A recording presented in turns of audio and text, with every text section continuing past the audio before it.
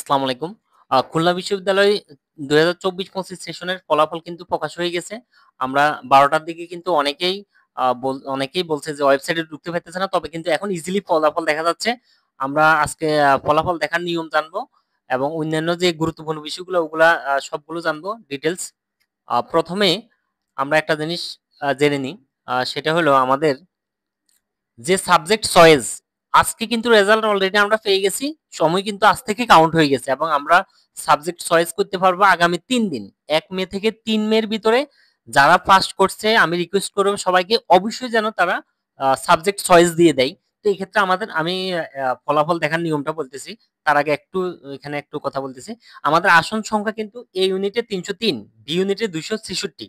তার মানে কি এ এবং বি মোটামুটি ১,০০০ এর কাছাকাছি যাবে, তবে সেটা সময় লাগবে, এখন না, অথবা আরো কম। এখন তো যেহেতু তাড়াতাড়ি আমাদের সাবজেক্ট চয়েস দিচ্ছে, তাড়াতাড়ি রেজাল্টও দিয়ে দিচ্ছে এবং ভর্তিও দিয়ে দিচ্ছে। তার মানে কি অনেকে অ্যাপ্লাই করবে, অনেকে ভর্তি হচ্ছে। এই জন্য আমাদের মোটামুটি ওয়েটিং লিস্ট কিন্তু কমে আসবে এবং বেশি দূর যাবে না, পরে আস্তে আস্তে যাবে। তো আমাদের বি ইউনিটে ২৬৬, সি এবং ডি ইউনিটে কিন্তু খুব বেশি সাবজেক্ট যেহেতু কম ডি ইউনিটে, তার মানে খুব বেশি যাবে না। তো এই ক্ষেত্রে আমি এখন প্রথম যেটা রিকোয়েস্ট করবো সেটা হলো সাবজেক্ট পাবো কি পাবো না সেটা পরের কথা। যেহেতু পাস করেছি আমি অবশ্যই এই ৩ দিনের ভিতরে যেভাবে হোক যত দ্রুত সম্ভব আমি সাবজেক্ট চয়েসটা দিয়ে দিব। এটাই সবাইকে রিকোয়েস্ট করব। তো আমরা ফলাফল দেখার নিয়ম, যারা এখনো ফলাফল দেখতে পারে নাই তাদের জন্য আমি বলতেছি, সহজ নিয়ম হলো আমরা সরাসরি গুগলে যাব। গুগলে যাওয়ার পর লিখবো https ডট দিব, দুইটা স্ল্যাশ দিব, admission.ku.ac.bd। এটা লিখতে যদি কারো সমস্যা হয় আমরা সরাসরি গুগলে গিয়ে লিখবো খুলনা বিশ্ববিদ্যালয় বা ইংলিশে লিখবো খুলনা ইউনিভার্সিটি। এটা লিখলে কিন্তু আমরা অনেকগুলো অপশন পাবো। আমরা সরাসরি খুলনা ইউনিভার্সিটির যে ওয়েবসাইট আছে ওটার উপর ক্লিক করলে কিন্তু আমরা ওখান থেকেও রেজাল্ট দেখতে পারবো।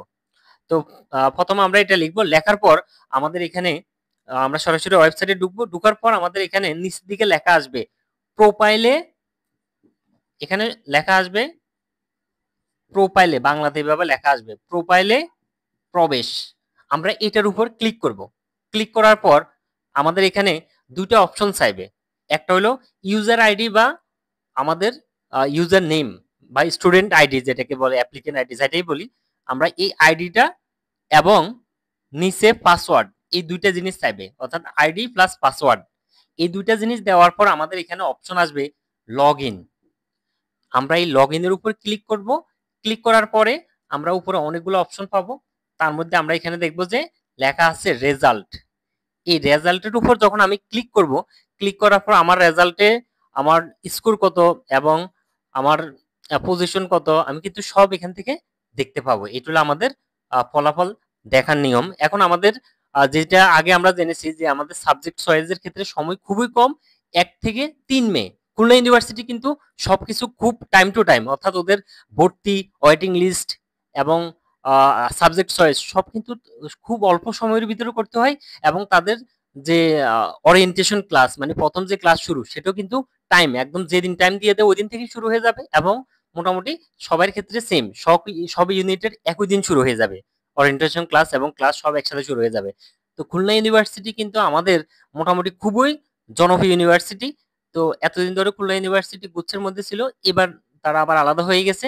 তো এই ক্ষেত্রে আহ, অনেকে হয়তো এখনো আইডিয়া করতেছে না যে কতটুক যাবে বা কি। তো সাবজেক্ট চয়েস এর ক্ষেত্রে তো অবশ্যই সেটা আমি ভালো সাবজেক্ট যেটা সেটা উপরে দিব, কিন্তু মেরিট পজিশন অনেকে অনেক পিছনে চলে যাবে, আবার অনেকে কাছে আসবে। তবে এক্ষেত্রে যেহেতু খুলনা ইউনিভার্সিটি মোটামুটি পরিচিত, তারপরও যেহেতু ঢাকা থেকে দূরে, তার মানে যত ভালো ভালো সাবজেক্ট থাকুক সায়েন্সের ক্ষেত্রে কিন্তু মোটামুটি ১,০০০-এর কাছাকাছি যাবেই। তো ভাগ্য ভালো থাকলে আরো দূরে যাবে। এই জন্য আমি রিকোয়েস্ট করব যতজন পাস করেছে তারা অবশ্যই যেন সাবজেক্ট চয়েসটা দিয়ে রাখে এবং এই ৩ দিনের ভিতরে সময় খুব কম। তো এক্ষেত্রে আমাদের আরো যে গুরুত্বপূর্ণ জিনিস যেটা, সেটা হলো এই যে ৮ মে, ১ থেকে ৩ মে আমরা যখন সাবজেক্ট চয়েস করে ফেলবো, আমাদের কিন্তু ৮ তারিখে সকল ইউনিটের ফলাফল দিয়ে দিবে, শেষ, সবার ফলাফল জানাই দিবে যে কে কে পাচ্ছে। এবং যাদের নাম আসছে তাদের ভর্তিরও ডেট দিয়ে দিবে। ভর্তির ডেট দিয়ে দিছে একদম প্রথম ভর্তি যেটা, সেটা হলো ডি ইউনিটের ভর্তি পরীক্ষা। মাত্র ২ দিন, ১১ থেকে ১২ মে, এই ২ দিনের ভিতরে ভর্তি হইতে হবে, আর কোনো সুযোগ নেই। এরপরে এদের থেকে যারা ভর্তি হয় নাই, আসন খালি আছে, সেটা আবার 14 তারিখে কিন্তু আমাদের ডেট দিয়ে দিচ্ছে। এরপরে সি ইউনিটের হলো 14-15 ভর্তির তারিখ, যারা এখানে ফাঁকা সিট খালি আছে সেটা 18 তারিখে আবার ওয়েটিং লিস্ট দিয়ে দিবে। এরপরে বি ইউনিটের হলো, এখানে এ ইউনিট হলো 20 থেকে 21 মে, এবং এটা কিন্তু 23 তারিখে কিন্তু আবার ওয়েটিং লিস্ট দিয়ে দিবে।